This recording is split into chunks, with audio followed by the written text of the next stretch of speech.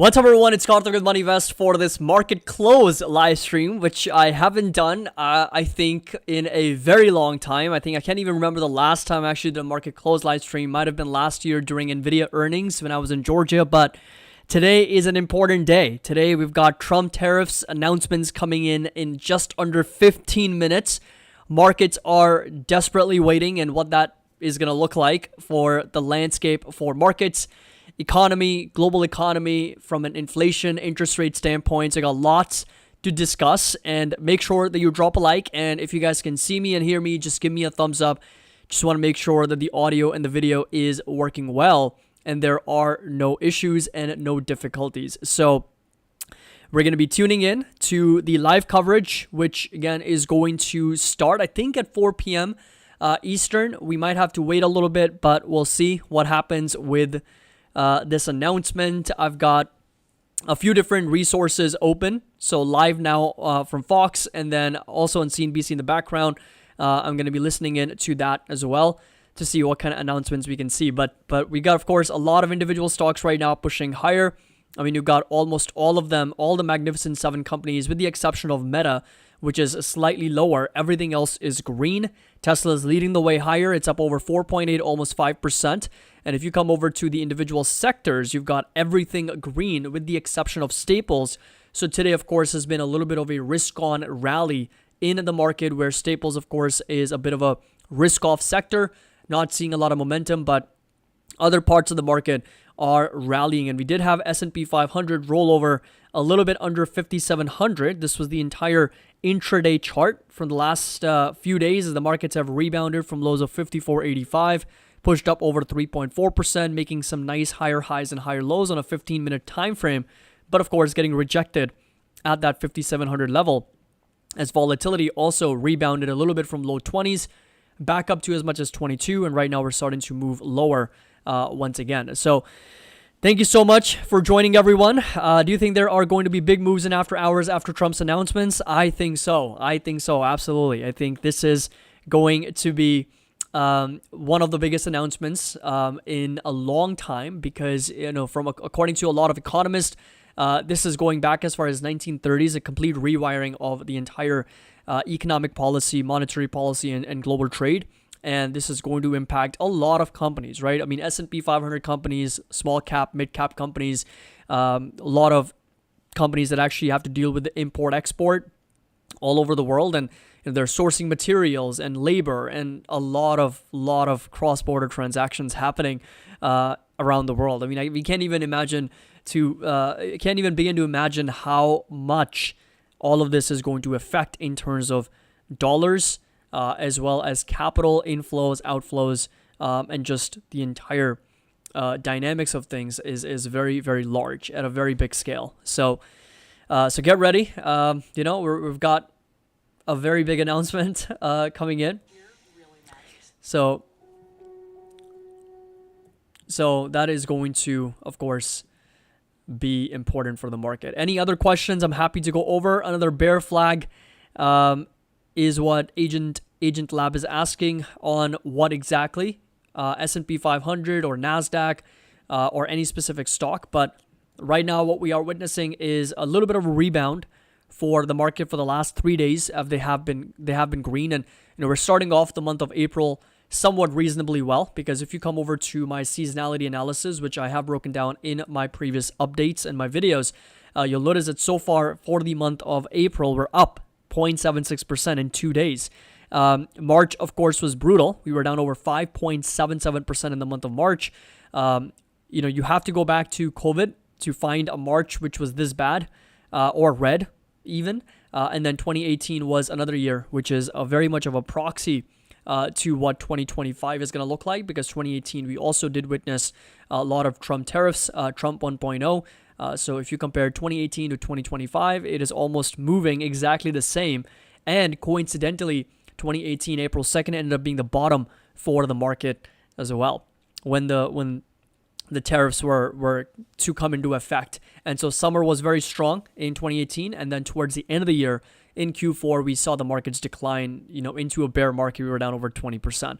So if history is any guide to the future, 2025 April, so far it's green. we can expect some more upside this month, with a very strong odds for the markets to be higher going into May.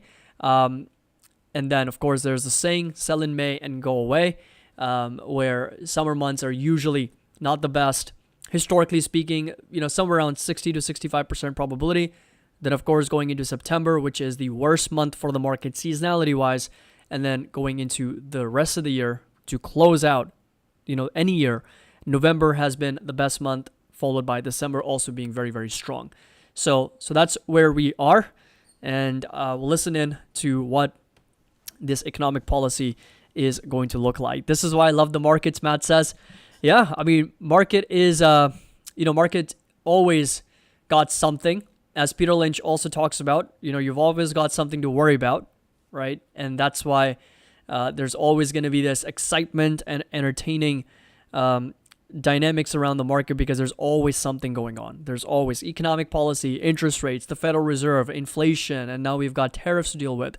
So, but as mentioned before, our focus is very much on the micro, not on the macro. Macro is good for understanding, high-level understanding of what is going on in the world, how this is going to affect other things, but it is never a good, good way to sort of predict on a more micro basis. So that's why I think it's really important to make that distinction. So, okay, let's just do a quick poll. Markets after hours, drop or rally? Let's just do dump or rally after hours, after Trump starts talking.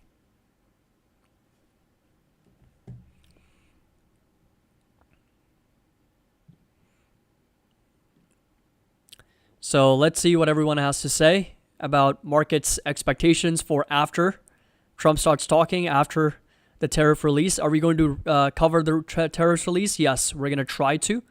We're going to try to go over that. I've got CNBC working in the background. I've got Fox over here, live stream. And then another one that's apparently starting very soon. So we'll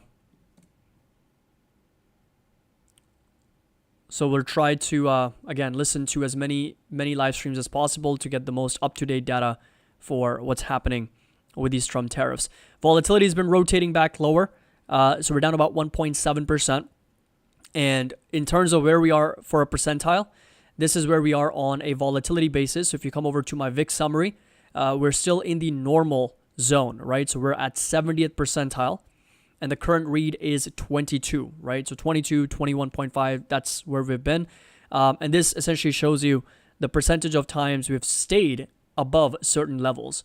So anything over 20, we've spent 38% of the times in the last 8,514 trading days. I think that came out to around 30 plus years, 8,514 divided by 252. Yeah, 33 years, 34 years worth of data. Volatility is stayed above 20, 38% of the times.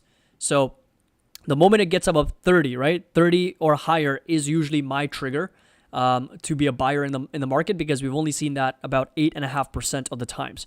So that, again, is a very rare indicator. And my job primarily has been to figure out indicators and metrics that give me a very rare metric.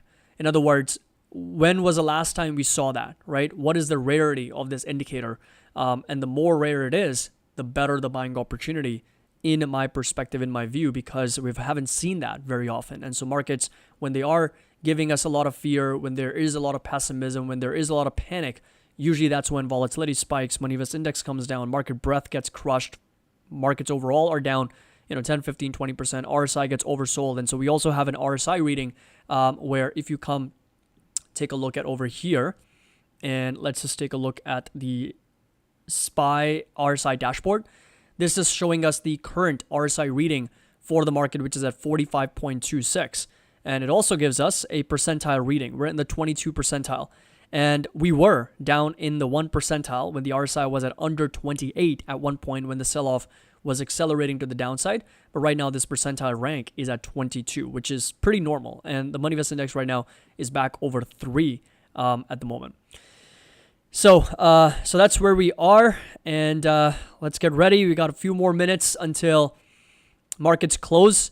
And Tesla right now pushing back up over 5.5% to $283. Nvidia also seeing some momentum. We got S&P pushing back higher, Nasdaq's pushing back higher, seeing a little bit of that momentum coming back in. Bitcoin is also back over 86, almost $87,000 right now. So we'll see what happens after the markets close. And make sure that you do participate on this poll. We got 59% expecting the markets to dump and 41% expecting the markets to rally after hours.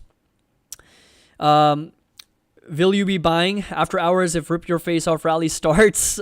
Face ripping rally, a technical term. I can't seem to find it in that stock market instructional manual. Yeah, Tom Lee has been known to be extremely bullish for this face ripper rally. But again, we'll find out if that is going to happen or not. Looks like this is going to start very soon. So share this video and this stream with as many people as you can, and also subscribe. Subscribe to the channel if you haven't already. Mohammed says, leave Trump meeting and put for us the subscribers live to 100,000. So yes, we are going to be very close to that subscribe account. Make sure that you hit that subscribe button so we can get to our target very, very soon. And I will make sure that, I continue to provide and offer some good, valuable insight, a lot of data-driven analysis, spreadsheets. I'm working on a lot of different ideas, a lot of different spreadsheets. Believe it or not, these are all things that I think about all day. So anyway, coming back over to this, I'm going to play this. I'm going to put this on a little bit of a smaller window. And then we're going to have, of course, the markets also running in the background to take a look at after hours action as well. So let's just put this over here. And what I'm going to do is I'm going to put the markets primarily. Oh man, I just closed out a chart. Let me just open that up very, very quickly. So that was, let's see, TA. That was the main chart. Okay, I'm just going to open that one up right there. And then I'm also going to open a layout on the 4-way split screen. There we go. Perfect. So we're going to move that over here. Bring up this.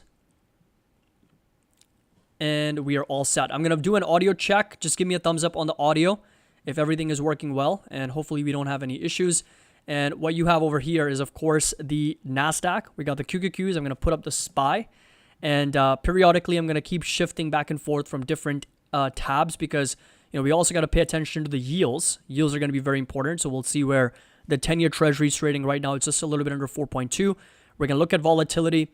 And then I'm also going to put up gold prices over here. And might even put the US dollar index in a split screen. So I'm just going to put the DXY over here as well. Take a look at how everything is going to react on these news here from tariffs on Donald Trump. So, okay, just going to do a little bit of an audio check. Just give me a thumbs up if everything is working well. So,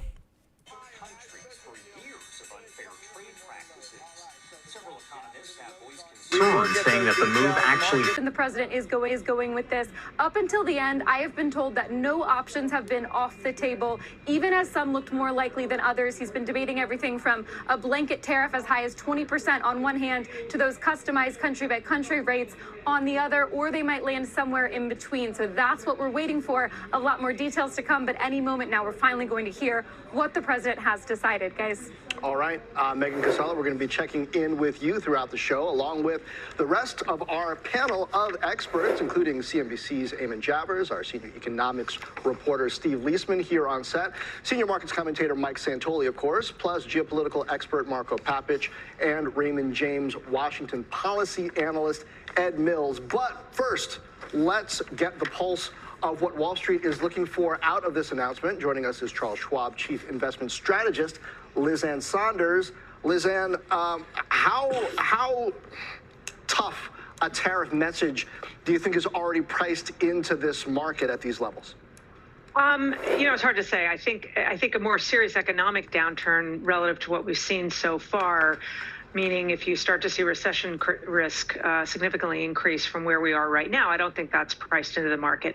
Some of the slowdown that we're already witnessing, I think, is embedded in what has been this, 10 to 15% correction, depending on what index. But I think what we may be seeing here is a combination of the perception around maybe this is peak uncertainty. It doesn't mean we have all the answers in terms of the tentacles into the inflation data, the Fed reaction function, the economy, but maybe peak uncertainty. And then also also on a day like today, at least intraday, a little bit earlier, Goldman Sachs's basket of most shorted stocks was up about 4%. So I think there's been a lot of positioning push on a day like this, so as not to have your positions lean significantly in one direction or another until we hear what the news is. Some rumblings out of the EU, out of China, some other places about responses to these tariffs. Is that expected and priced in as well? I mean, it seems like there's the uncertainty of response after the uncertainty of this announcement is done. No, I think the ripple effects are not fully priced in yet. And it's important to keep reminding everybody that when comps are made to 2018 in terms of economic impact, inflation impact, or lack thereof, that was a very different backdrop then. We were not talking about anything as significant as these tariffs, scope, size, magnitude, not to mention that what we're seeing in terms of the retaliatory response is much more significant among our trading partners. So that all still has to filter into numbers. I think the next most important piece of this will probably come when we start to get first quarter earnings, to hear from companies, not just about their outlooks, but in particular, what their perspective is on their own profit margins. Because a few months ago, when we had much loftier expectations for 2025 earnings, when the consensus was around 14 or 15% for calendar year 2025, that was predicated on record-breaking profit margins. That clearly has been part of the haircut to what is now about a 10% correction. I think we're going to get more clarity, and I think that this is the next sort of test point for the market from a fundamental perspective, is what we hear from companies during earnings season. Liz Ann, we've seen a rotation out of growth into value. I mean, maybe that's reversed a little bit in the last couple of days, give or take, but is that the way to position yourself, particularly if you're looking at U.S. equities and we are talking about peak uncertainty? Well, you know, I have trouble sometimes with the simplicity around growth versus value. Are we talking about the factors of value, or the characteristics or preconceived notions of what is value, or the index is labeled value? And that can vary a lot from index to index in terms of what the components are. I think what we are seeing is consistency and a story, a narrative being told by the factors that are working well. So stability kind of factors, strength and stability in dividend yield, strength and stability in profit margins, lower volatility in the face of generally higher volatility. So it continues with that quality wrapper from a factor perspective on what's working. But I think in particular, some of those aforementioned factors, for somewhat obvious reasons, are the way for investors to think about navigating, at least near term, through this Liz Ann, very uncertain. We're going to wrap it up because we got President Trump walking out of the Oval Office right now. We're monitoring that as we await him coming to the Rose Garden to announce his tariff policy on what he has called Liberation Day. Let's have a listen. Donald Trump walking up to the podium as he is going to make this announcement about tariffs. Let's pop up the audio here and listen in to his comments. Oh, no, I got your back.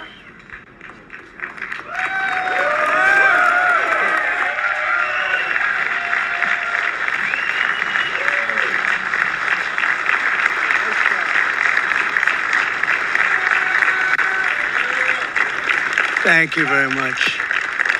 Thank you. Nice crowd. What a good-looking group of people. Well, we have some very, very good day, and a lot of good things are happening for our country. Please sit down. My fellow Americans, this is Liberation Day. Waiting for a long time. April 2nd, 2025 will forever be remembered as the day American industry was reborn, the day America's destiny was reclaimed, and the day that we began to make America wealthy again. Going to make it wealthy, good and wealthy. For decades, our country has been looted, pillaged, raped, and plundered by nations near and far, both friend and foe alike. American steelworkers, auto workers, farmers, and skilled craftsmen, we have a lot of them here with us today. They really suffered gravely. They watched in anguish as foreign leaders have stolen our jobs, foreign cheaters have ransacked our factories, and foreign scavengers have torn apart our once beautiful American dream. We had an American dream that you don't hear so much about. You did 4 years ago, and you are now, but you don't too often, and for many years and decades even, you didn't hear too much about. Our country and its taxpayers have been ripped off for more than 50 years, but it is not going to happen anymore. It's not going to happen. In a few moments, I will sign a historic executive order instituting reciprocal tariffs on countries throughout the world. Reciprocal, that means they do it to us and we do it to them. Very simple. It can't get any simpler than that. This is one of the most important days, in my opinion, in American history. It's our declaration of economic independence. For years, hardworking American citizens were forced to sit on the sidelines as other nations got rich and powerful, much of it at our expense. But now it's our turn to prosper, and in so doing, use trillions and trillions of dollars to reduce our taxes and pay down our national debt, and it'll all happen very quickly. With today's action, we are finally going to be able to make America great again, greater than ever before.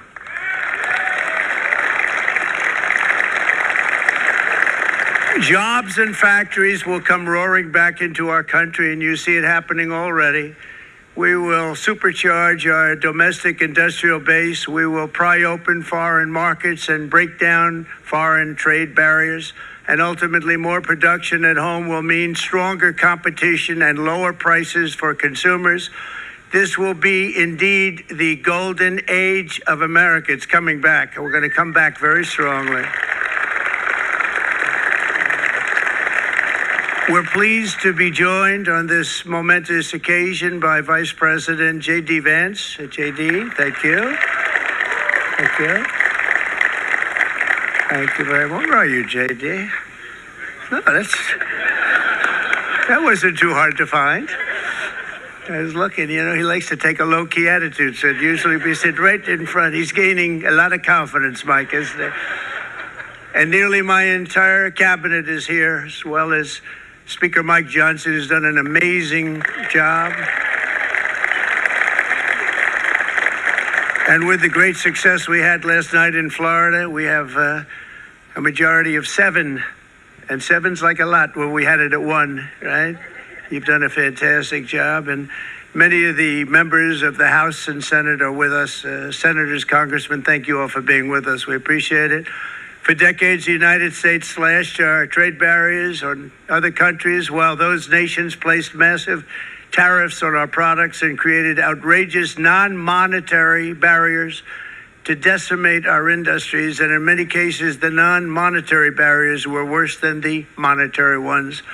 They manipulated their currencies, subsidized their exports, stole our intellectual property, imposed exorbitant VAT taxes to disadvantage our products, adopted unfair rules and technical standards, and created filthy pollution havens. They were absolutely filthy, but they always came to us and they said, we're violating, we should pay for it. It's all detailed in a very big report by the U.S. Trade Representative on foreign trade barriers, and I'll just hold it up for you. It's available, and you don't have to pay too much. As I understand it, you'll pay nothing. It's a lot of work for something, actually, because it's a special book. It's frankly, it's very upsetting when you read it, when you see what people have been doing to us for 30 years. This all happened with no response from the United States of America, none whatsoever. But those days are over. Let me offer just a few examples of the vicious attacks our workers have faced for so many years. The United States charges other countries only a 2.4 tariff on motorcycles. Meanwhile, Thailand and others are charging much higher prices, like 60%. India charges 70%. Vietnam charges 75%, and others are even higher than that. Likewise, until today, the United States has for decades charged a 2.5 tariff.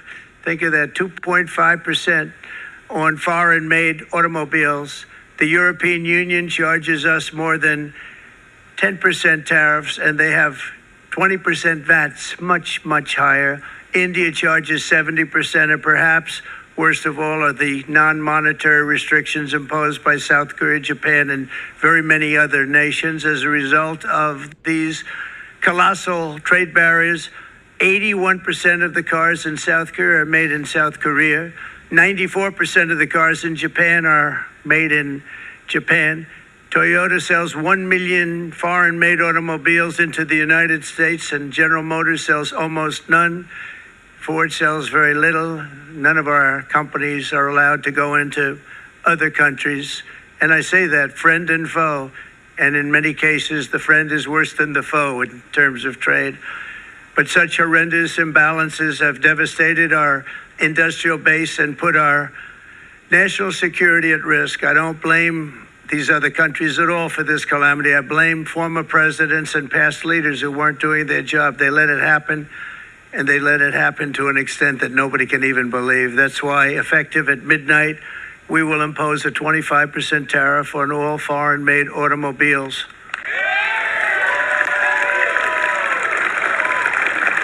Thank you. Brian, I'd like to have you come up here for a second, okay? I just see him sitting. He's been a fan of ours, and he understands this business a lot better than the economists, a lot better than anybody. Brian, say a few words, please, would you? Thank you, Mr. Thank you. It's a great honor to have you. Thanks. Thank you, Mr. President. I grew up just north of Detroit, Michigan, in Macomb County, known as the home of the Reagan Democrats. My first vote for president was for Ronald Reagan. I thought that was going to be the best president I ever saw in my lifetime until Donald J. Trump came along. I have watched my entire life, I have watched plant after plant after plant in Detroit and in the Metro Detroit area close. There are now plants sitting idle. There are now plants that are underutilized, and Donald Trump's policies are going to bring product back into those underutilized plants. There's going to be new investment. There's going to be new plants built. And the UAW members, and I brought 20 of them with me, they're sitting right over here. We support Donald Trump's policies on tariffs 100%. So, Mr. President, we can't thank you enough. And in 6 months or a year, we're going to begin to see the benefits. I can't wait to see what's happening 3 or 4 years down the road. Thank you, Mr. President. What a great guy. He got it right from the beginning. He got it before almost anybody else. This group over there, they got it too. And, you know, we won the state of Michigan. We won almost all of them. But we won Michigan by a lot, and I want to just thank you all. The auto workers were fantastic. The Teamsters were fantastic. Everyone was pretty good, I will tell you. Thank you very much. I appreciate it. You're going to be very happy very soon, and you probably see what's happening with all of the, not only car companies, but car companies in particular. You see it with all of the ones they're moving, they're announcing day in, day out. You're seeing it. Nobody's ever seen anything like that. With today's actions, we're also standing up for our great farmers and ranchers who are brutalized by nations all over the world. Brutalized. Canada, by the way, imposes a 250 to 300% tariff on many of our dairy products. They do the first can of milk. They do the first little carton of milk at a very low price, but after that it gets bad, and then it gets up to 275, 300%. So when they're figuring what's Canada charging, they say, oh, about 2%, 3%. But take a look at what happens down the road. When you look a little bit, it's not a pretty picture, and we don't like it, and it's not fair. It's not fair to our farmers. It's not fair to our country. And with countries like Canada, you know, we subsidize a lot of countries and keep them going and keep them in business. In the case of Mexico, it's $300 billion a year. In the case of Canada, it's close to $200 billion a year. And I say, why are we doing this? Why are we doing this? I mean, at what point do we say you got to work for yourselves, and you got to, this is why we have the big deficits. This is why we have that amount of debt that's been placed on our heads over the last number of years, and we're really not taking it anymore.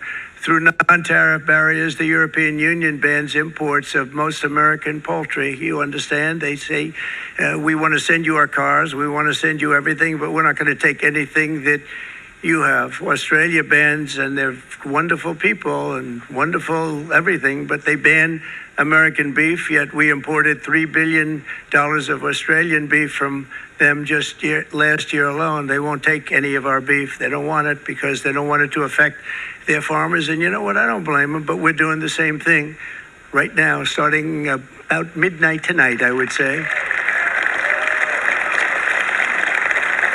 And China charges American rice farmers an overquota, it's called, a tariff rate of 65%. South Korea charges 50%. Actually, they charge different, from 50% to 513%. And Japan, our friend, charges us 700%. But that's because they don't want us selling rice and other thing. Who can blame them, Madam Secretary? Agriculture, great job you did on eggs, by the way. The egg prices came down 50%. You got them down 50%. Once we got involved, they were going through the sky. The egg prices, they were going through the sky, and you did a fantastic job. Now we have lots of eggs, and they're much cheaper, down about 59% now, and they're going down further. We charge 2.8% for so many things that other countries are charging 200%, 300%, and 400% for. If imposing tariffs and protective barriers made nations poor, then every country on earth would be racing to eliminate these policies, and China would be the first on line. They run a very strong country, but they're not first in line, and the American people are paying a very big price. From 1789 to 1913, we were a tariff-backed nation, and the United States was proportionately the wealthiest it has ever been. So wealthy, in fact, that in the 1880s, they established a commission to decide what they were going to do with the vast sums of money they were collecting. We were collecting so much money so fast, we didn't know what to do with it. Isn't that a nice problem to have? What do you think, Marco? Good problem? Marco would love that problem. But we don't have that problem anymore, but we're not going to have it very much longer, I will tell you. But they collected so much money, they actually formed a commission to determine what they were going to do with the money, who they were going to give it to, and how much. Then in 1913, for reasons unknown to mankind, they established the income tax so that citizens, rather than foreign countries, would start paying the money necessary to run our government. Then in 1929, it all came to a very abrupt end with the Great Depression, and it would have never happened if they had stayed with the tariff policy. It would have been a much different story. They tried to bring back tariffs to save our country, but it was gone. It was gone. It was too late. Nothing could have been done. It took years and years to get out of that depression, far longer than even FDR had that office right over there for a long period of time. The ramp system, that's rather intricate, was built because of him, and every time you walk up, you think of him, and he did a great job in many ways, but it lasted long beyond his terms, as you know. But it's not too late any longer, and we're going to start being smart, and we're going to start being very wealthy again. We're going to be wealthy as a country because they've taken so much of our wealth away from us. We're not going to let that happen. We truly can be very wealthy. We can be so much wealthier than any country. It's not even believable, but we're getting smart. Nearly a century later, in the face of unrelenting economic warfare, the United States can no longer continue with a policy of unilateral economic surrender. We cannot pay the deficits of Canada, Mexico, and so many other countries. We used to do it. We can't do it anymore. We take care of countries all over the world. We pay for their military. We pay for everything they have to pay. And then when you want to cut back a little bit, they get upset that you're not taking care of them any longer. But we have to take care of our people, and we're going to take care of our people first. And I'm sorry to say that.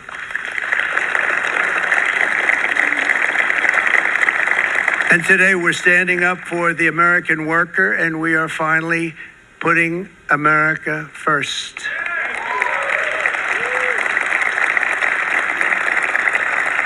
In Sleepy Joe Biden's last year in office, the United States hemorrhaged 100,000 manufacturing jobs, and the number was going through the roof at levels never seen before.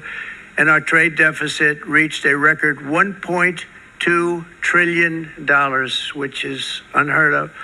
Since the beginning of NAFTA, the worst trade deal ever made. It was a horror show. I was able to terminate it. They all said you'd never be able to get it out. We had to get approval from Congress to get it terminated. We had to live with that deal. It was the worst trade deal ever made by far. But since the very beginning of NAFTA, our country lost 90,000 factories. Think of what that is, 90,000. Think about putting a map up and putting text on it. You wouldn't have enough room. 90,000. I said, is that possible? We had it checked 4 different times, and it was actually somewhat higher than that.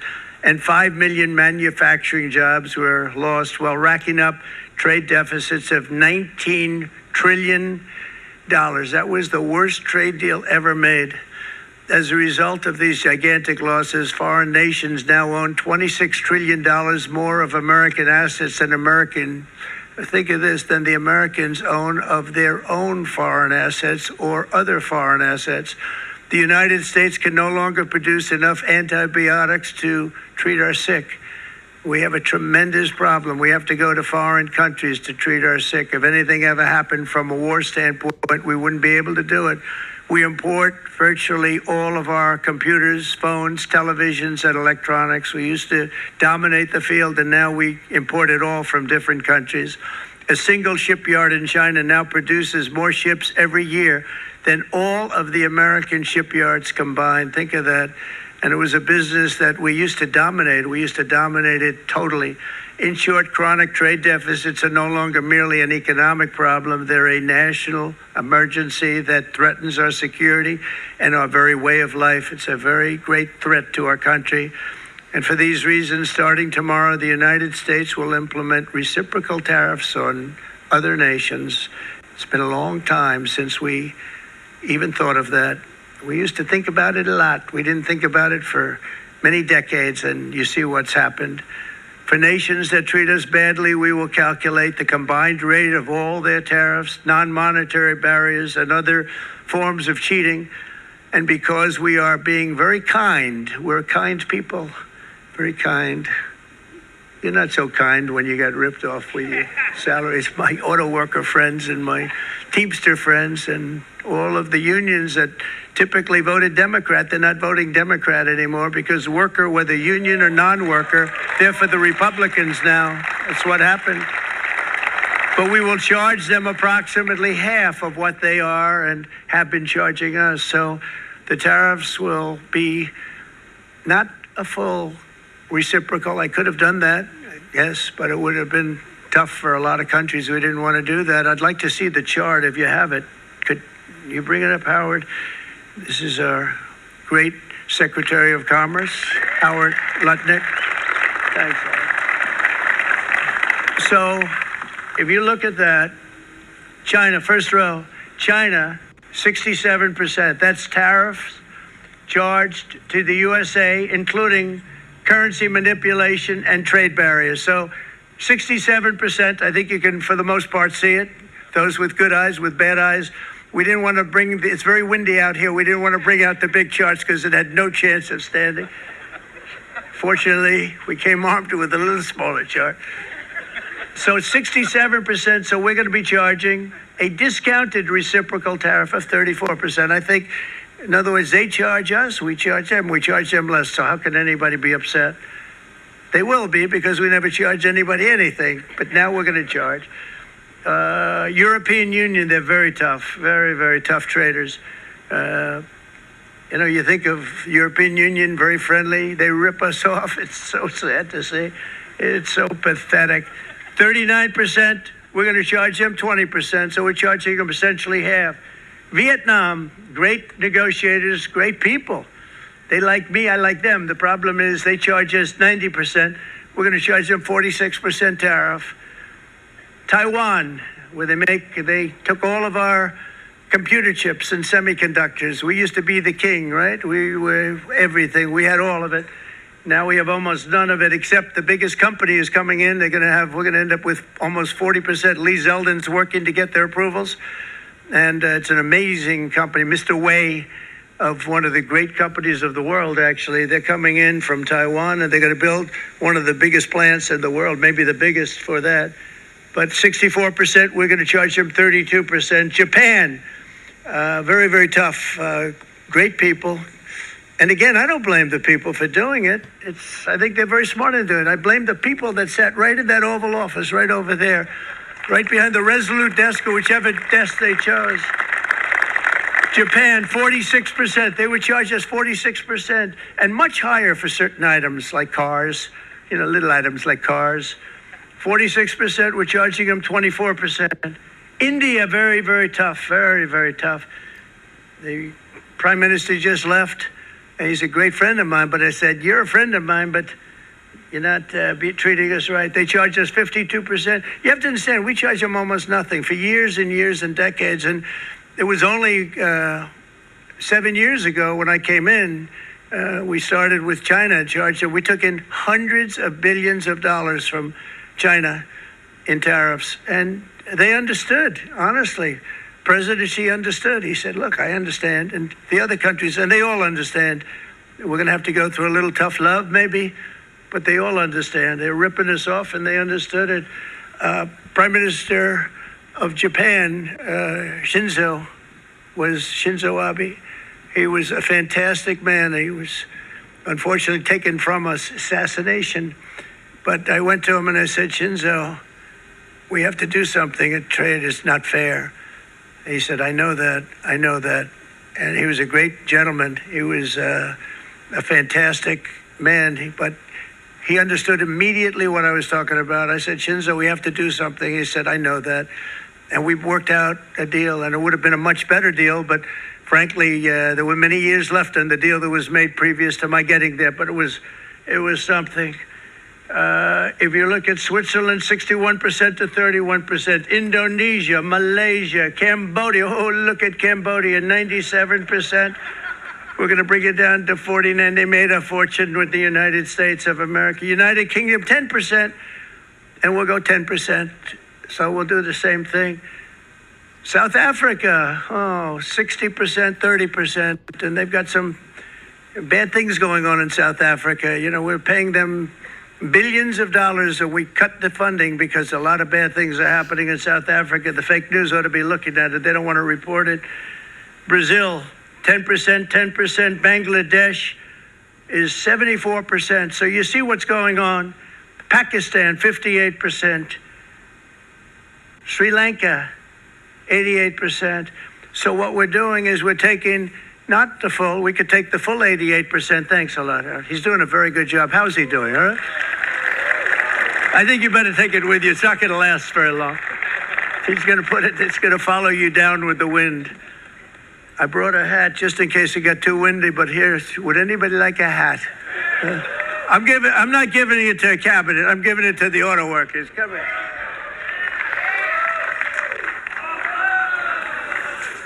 Thank you, fellas. Get it. That's it. They deserve it more than our cabinet. Our cabinet has plenty of hats. But you see the numbers. The numbers are so disproportionate. They're so unfair. At the same time, we will establish a minimum baseline tariff of 10%. You notice that on the chart.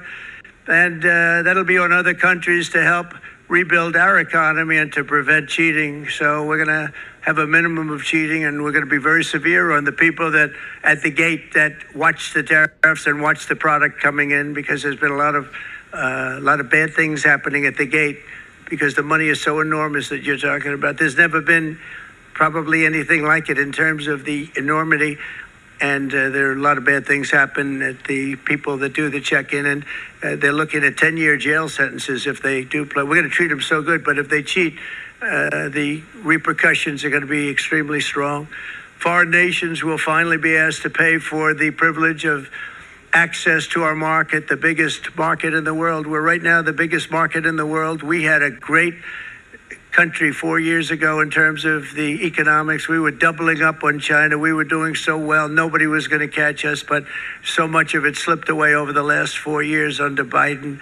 I campaigned on this policy throughout last year, and today that promise was made, and it was also a promise, as you know, that was kept. Promises made, promises kept. To any company that objects to our common sense reciprocal tariffs, again, reciprocal, back and forth, back and forth. And I call this kind reciprocal. This is not full reciprocal. This is kind reciprocal. But what we do is we cut it in half, we charge them. My answer is very simple. If they complain, if you want your tariff rate to be zero, then you build your product right here in America, because there is no tariff if you build your plant, your product in America. And we've seen companies coming in like we've never seen before. Likewise to all of the foreign presidents, prime ministers, kings, queens, ambassadors, and everyone else who will soon be calling to ask for exemptions from these tariffs. I say, terminate your own tariffs, drop your barriers, don't manipulate your currencies. They manipulate their currencies like nobody can even believe, which is a bad, bad thing and very devastating to us. And start buying tens of billions of dollars of American goods. Tariffs give our country protection against those that would do us economic harm. And many people were looking to do us economic harm. Maybe not so obviously, but they were doing tremendous economic harm. But even more importantly, they will give us growth. These tariffs are going to give us growth like you haven't seen before.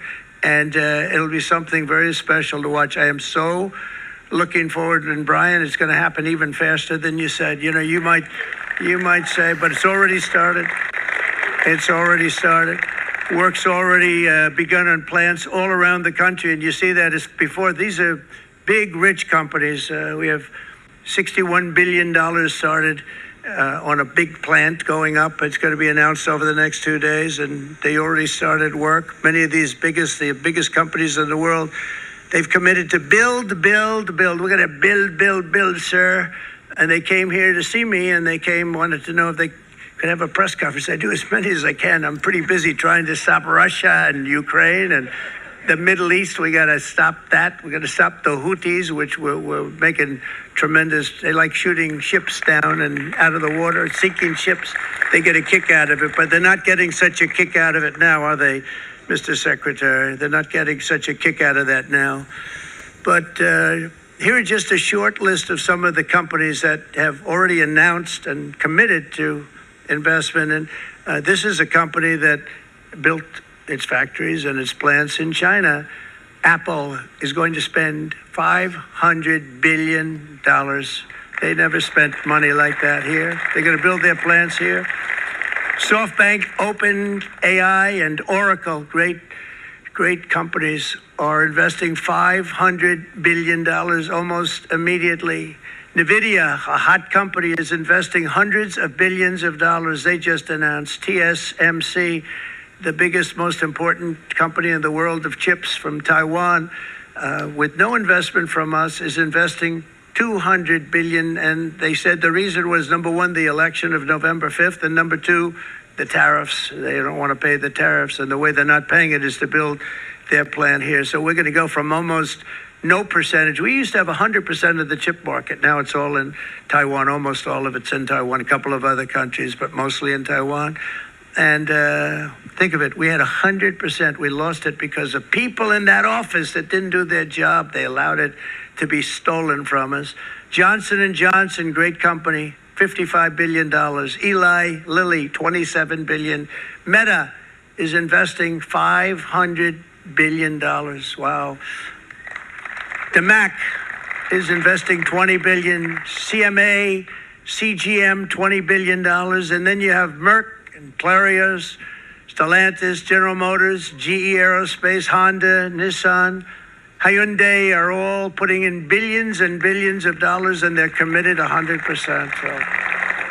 And we've never had, and this is after 2.5 months. This is after just a short, this all took place as soon as we came out with what everybody wanted to do. You know, I watched a gentleman today on television. He used to work with Lee Iacocca, a very respected automobile person, and he said, you know, because they're asking people, they try and get as many negative people as they can, but they can't find them too much. It's pretty hard to find in terms of what we're doing. especially when they see all this investment. They said, so tell me, what do you think of what Trump is doing from the automobile standpoint? He said, I can't believe it. Somebody is finally, he's an older guy, real pro, really top guy, with Lee Iacocca. He said, I never thought I'd see the day when this would happen, where somebody had the courage to go and do what has to be done. This is transforming our nation. Our entire nation is going to be transformed, not only with the cars, but on every single other item that's built. We're going to become an industrial powerhouse. And he said that so beautifully today. In fact, I'm going to find out, I'm going to get a tape. And Bruce, I'm going to get that tape and I'm going to send it to you out in Long Island, and you're going to play it for the people and all your union workers and your non-union workers out there. You got a pretty even split. But we have, so far, it looks like we're going to have about $6 trillion of investments, and you wouldn't do that in years in this country over the last number of years. $6 trillion, and that's going to be much higher by the end of the year. And think of what $6 trillion is. You wouldn't have even a small percentage of that under this other system. We're going to be an entirely different country, and it's going to be fantastic for the workers. It's going to be fantastic for everyone. There will never have been a transformation of a country like the transformation that's already happening in the United States of America. It's an incredible thing to watch, and it's incredible to meet with the top people that you read about, very wealthy people, or people that are great managers and executives and presidents of big public companies, and to watch the enthusiasm they have now that they didn't have. They gave up on our country. They went to foreign countries and they built. Companies are pouring into our country at levels never seen before, with jobs and money to follow, and it's really beautiful. In the coming days, there will be complaints from the globalists and the outsourcers and special interests and the fake news. Always, fake news will always complain. But never forget, every prediction our opponents made about trade for the last 30 years has been proven totally wrong. They were wrong about NAFTA. They were wrong about China. They were wrong about the Trans-Pacific Partnership, which would have been a disaster if I didn't terminate it. If I didn't terminate that, United Auto Workers, you would have had no jobs in this country. You would have had no jobs. It was all going to other countries. In my first term, they said tariffs would crash the economy. Instead, we built the greatest economy in the history of the world. And again, I have great respect for President Xi of China, great respect for China, but they were taking tremendous advantage of us, and I commend them for that. I say, hey, if you can get away with it, that's okay. But, they understand exactly what's happening, and they probably, most of them are saying it's about time they did something, but, and they're going to fight, and they're going to fight fair. Everyone's going to fight. It's like, I say to the leaders, look, you got to take care of your country, but we have to start taking care of our country now.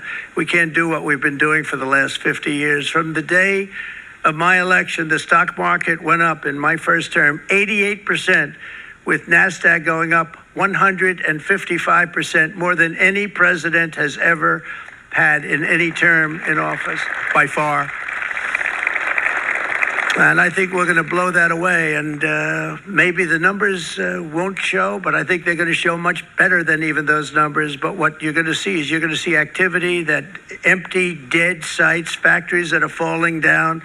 Those factories will be knocked down, and they're going to have brand new factories built in their place. They're not only talking about renovating, they're talking about brand new, the best anywhere in the world, the biggest anywhere in the world. I have a friend who builds car plants, and I said, I want to see the biggest and the best. He said, well, we have to go to Mexico. I said, no, I want to see it in the United States. He said, we're not building them in there. This is a year and a half ago during the campaign. He said, we're not building it. You'd have to go to Mexico. When I was starting to decide to run, and I went to number one in the polls very rapidly, I want to say, like, let's say in the first hour. And then shortly thereafter, it looked like I was going to win, and the fake news was saying, oh, no, don't do this. What they don't know is if I didn't win, they would have really been in trouble, because nobody wants to read them anyway. But I tell you what, when it looked like I was going to win, I announced that I was going to be doing exactly what we're talking about today. Great consistency, actually, because I've been talking about it for 40 years. But because I saw what was happening 40 years ago. If you look at my old speeches when I was young, very handsome, my old speeches, and that people would say I'd be on a television show. I'd be talking about how we were being ripped off by these countries. I mean, nothing changes very much. The only thing that changed were the countries, but nothing really changes. But it's why it's such an honor. It's such an honor to be finally able to do this. If you look at China, I took in hundreds of billions of dollars in my term. Hundreds of billions. They never paid 10 cents to any other president, and yet they paid hundreds of billions, so much so that Biden couldn't do anything. They wanted to try and terminate it because he had a very special relationship with China. You know what the relationship was? He had a special relationship. But the numbers were so big, that they couldn't do it. So they did ease it up. They did things that they shouldn't have done. They made it a lot more comfortable for them, but they couldn't do it because the numbers were hundreds of billions of dollars, and I did that. And we were on our way to doing something like incredible. And then we had a very bad election happen, a lot of bad things happened. So when I said we got to do it again, I said we have to make it too big to rig, and we made it too big to rig, and we won in records, and it was a monumental win. And it was such an honor to see so many of you, like Brian and your friends, here with us to celebrate, and to more importantly celebrate what we're doing, because that wouldn't be a full celebration if we didn't do this, because this will be an entirely different country in a short period of time. It'll be something the whole world will be talking about it. The critics made the very tired predictions earlier this year, but in February, core inflation dropped to the lowest rate in 4 years. And the price of eggs, as you know, just in a month and a half, we were there for 4 weeks. And the first week, I got blamed for eggs. I said, I just got here. They said eggs have gone up at like 250%, and you can't get eggs. And they were going crazy. And I said, I just got here. And then we got to work on eggs. We got to work on everything. And our great Secretary of Agriculture, you did a fantastic job. Brooke Rollins, she did a fantastic job. And as I said before, the price of eggs dropped now 59%, and they're going down more, and the availability is fantastic. They were saying that for Easter, please don't use eggs. Could you use plastic eggs? I said, we don't want to do that. We want to, and you really came through. It's an amazing job. Thank you very much, Brooke. You did great. But likewise, an old-fashioned term that we use, groceries. I used it in the campaign. It's such an old-fashioned term, but a beautiful term, groceries. It sort of says a bag with different things in it. Groceries went through the roof, and I campaigned on that. I talked about the word groceries for a lot. And energy costs now are down, groceries are down, gasoline is way under $3, and people are beginning to be able to buy things and live again. We brought prices way down. We created 10,000 already in a few weeks, new manufacturing jobs, and it was that took place in 1 month, numbers that they haven't seen in a long time. We had virtually no inflation under my term. We had virtually no inflation for 4 years. But after transitioning over to Sleepy Joe, it went from almost non-existent to the highest in the history of our country. They're the highest inflation in the history of our country, brought up by energy and bad spending and bad policy, and a lot of bad things happened. How about allowing millions and millions and millions of people to pour into our country with open borders, where it's so sad to see even now. And I see our great secretary you have done. Stand up, please, Christy. Stand up. Christy Noem. And Tom Homan. These people are doing a great job, but gotten them out in records. We have problems with judges that don't want them to go out. They want Tren de Aragua, and they want MS-13, the most vicious gangs ever. Nobody's ever seen anything like it. Absolute killer gangs. They kill people. They don't even think about it. And we put them out, and we have judges now, radical left judges that they don't want them to go out. They want them to even be brought back. Let's bring them back. You've done a fantastic job, and please thank everybody. Homeland Security, thank everybody. Appreciate it. And we now have a border that's the best border that we've ever had, even better than it was my first term. My first term we did good, but this one we really specialized in. We've done really well. And we had records then. We had with the best, safest border. 4 years ago, we had the best border there ever was. And now we have, you've actually matched it and done even better. And we're going to get it down the right way. And we want people, by the way, to come into our country, but we want them to come in through a legal process. We want them to come in legally. We need more people. We need people to run these plants and to help the auto workers and the Teamsters and the non-union people and everybody else. But we need people and the farmers. And we're going to let people come in, but they want to come in. We want them to come in legally. They have to have the capability of loving our country, not people that hate our country. We don't want them in our country. And now we're going to pass the largest tax cuts in American history, and that's where we're relying on Mike and John Thune. And we will not cut Social Security, Medicare, or Medicaid benefits, and the Democrats will, because if they got in, the entire economy would collapse. This country is heading for a collapse under the people that you saw. They were horrible. I think one of the reasons people like the job, I have my highest approval ratings because I think they're comparing me to the worst administration in the history of our country. So I appreciate that at least. But Speaker of the House, Mike Johnson, and Senate Majority Leader, appreciate it, Mike. John Thune have been fantastic, by the way. But they've been working tirelessly on taking the next step to pass the plan for our one big, beautiful bill. I'd like to name it that if you can. One big, I made that statement about 6 months ago, and everybody calls it one big, beautiful bill. And it will be that. It'll have everything, the big tax cuts and every incentive there is. And it'll be fantastic. And by the way, for the cars, we're asking for an interest deduction on a loan. So if you build the car only in America, we do it, Brian. If the car's not built in America, you don't get the interest rate deduction. But if you build the car in America, if you buy a car, if it's built in America, then you get an interest rate deduction, tax deduction, and that's a big thing. It's going to be a big thing. I think that's going to pay for itself very quickly, that deduction. Never happened. We've never had anything like that before. Somebody said, where do you get the idea? Because it's so basic. You would think that would have happened a long time ago. It never did, and I'm very happy it didn't, because now I can say that was my idea. But we're going to get us closer to the debt extension. We have to get the debt extension passed, and I know you're going to be able to do that, Mike, and it's very important that you do that.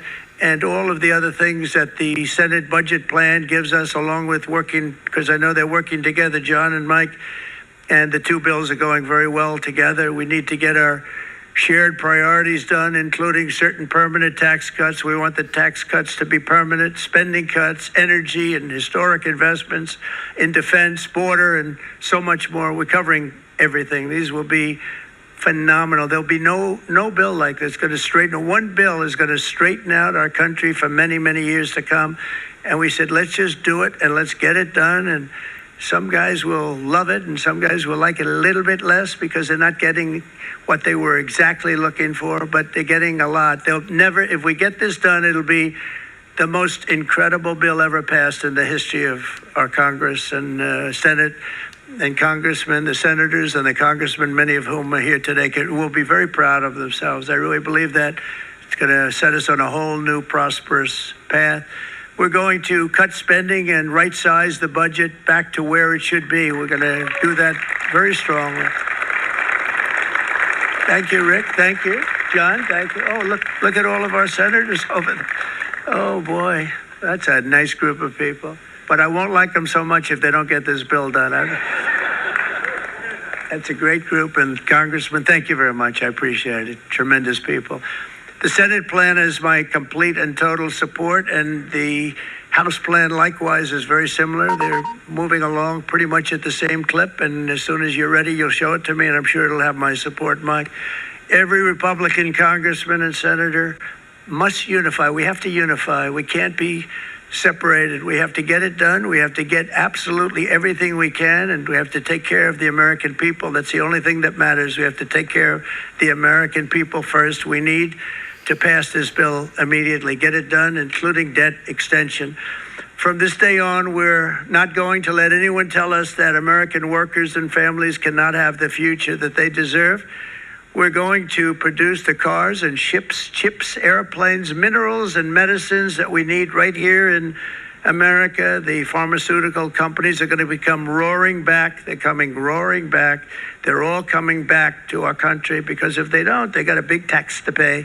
And if they do, I'll be very happy, and you're going to be very happy, and you're going to be very safe. We're going to build our future with American hands, with American heart, American steel, and we're going to build it with American pride like we used to.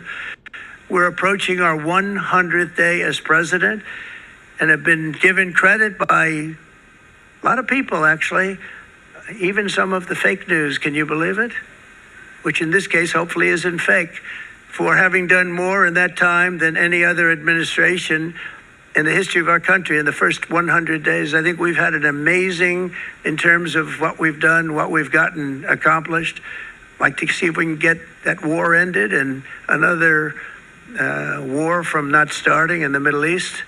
We have to get Russia. They're losing 2,000 on average, 2,500 people a day, young people, soldiers, Russian. Think of that, 2,500 through some days, but on average, probably over about a 1 week period, it's 2,712, they say.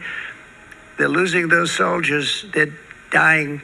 They're being decimated. And they're not from our country, but they're from other countries, but they're human beings. They're from Russia. They're from Ukraine in this period, most of them. And we're going to get it stopped. It's a senseless war that would have never happened if I was president, and it shouldn't be allowed to go on. And I think we're being given good cooperation by Russia and by Ukraine, but we have to get it stopped. It's humanity. It's humanity. It's a terrible thing. This will be a very big moment. I think you're going to remember today. It's going to be a free nation that we're dealing with. We're going to have a very free and beautiful nation. It's going to be Liberation Day in America, and it's going to be a day that hopefully you're going to look back in years to come and you're going to say, you know, he was right. This has turned out to be one of the most important days in the history of our country. God bless you and God bless America. Thank you, everybody. Thank you very much. Thank you. Thank you very much.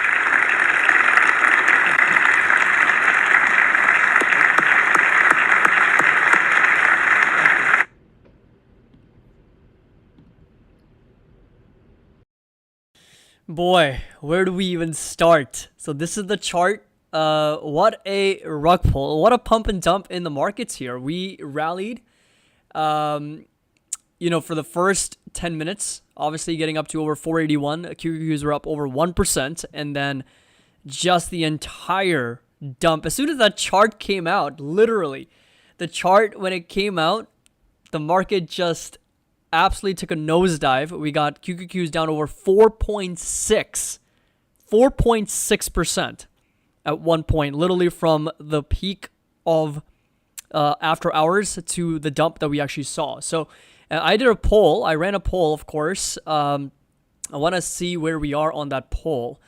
And 60%, well, these numbers have changed now. I'm pretty sure a lot of you guys were expecting for a rally up until it actually happened, but man, what a reversal to the downside here. We got the S&P 500 from its high to low down over 3%. That is actually a $1.5 trillion swing in the S&P 500. I even mentioned in the chat jokingly that we just lost more in the S&P 500 in that 20-25 minute period than we would have collected in tariffs in an entire year.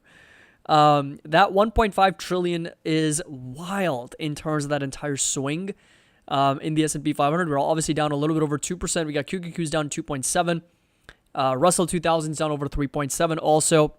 And we got NVIDIA down over 2.5% after hours, with gold kind of hovering around near all-time highs here, 31.31. And we got the dollar index also dropping about 0.5%. And, we got lots to discuss, of course. There's going to be a lot of news, over the next 24 to 48 hours. A lot of news specifically from these countries and their responses to the reciprocal tariffs. These are the discounted reciprocal tariffs. And, on a surface level, you might think that, okay, this is actually not one-to-one. because many people thought that, okay, Donald Trump said, they charge us, we're going to charge them back at the same level. And so on a surface, you might feel like, okay, this actually is somewhat less bad news, right? So if we are United States only doing 34% on China, 20% on European Union, it is nowhere near close to 67 or 39%. But at a bare minimum, there's 10% at least. 10% is kind of like the bare minimum. Nothing is less than 10% here. Everything is at least 10%. And then, of course, higher upwards of the highest I saw was Cambodia at 49%. And then that, I think, is about it. Madagascar at around 47%. You got Myanmar at 44%. And those are some of the highest tariffs. Sri Lanka at 44%. Pakistan at around 29%. So, every country has gotten something. The minimum is around 10%. So we'll see what happens, over the course of next 24 to 48 hours. What kind of catalyst do we get from these countries? And of course, the future of interest rates and inflation, because everything's going to be effective midnight. So starting tonight, all of this is going to start taking a place. And there's a lot of companies. I think the real question now is, what is that going to do to the margins? That's the main question, because if there is going to be such a big focus on build in America, produce in America, that's where the main message is, because a lot of these countries, if they are importing a lot of these, parts and pieces, and they're outsourcing a lot of their labor overseas, then they have to really think about what is going to be the cost structure, the margins moving forward, because this is indeed a pretty big step to redo the entire global economic policies, as well as trade, as well as for a lot of companies to rethink their strategy. And, the first quarter is over. So most of that hit on these new implemented tariffs are going to be on the second quarter. And so when the earnings season actually begins, right? Tesla's actually going to be reporting earnings later this month, and earnings season is indeed getting started. So if you come over to our MoneyVest platform and under market calendar, earnings calendar, you'll notice that starting next week, so April 11th is when we have the banks reporting, right? So first things are going to be banks and airlines. So you got JP Morgan, we got Wells Fargo, and then of course the following week we've got some of the bigger companies like Interactive Brokers, Goldman Sachs, Bank of America, Citigroup. Again, more banks, Charles Schwab, we got American Express, UNH, and then the bigger names, we got Meta Platforms, we got Netflix, Apple, ExxonMobil, we got NVIDIA, Tesla, Chipotle, all these companies, all the S&P 500. Earnings season is getting started this month.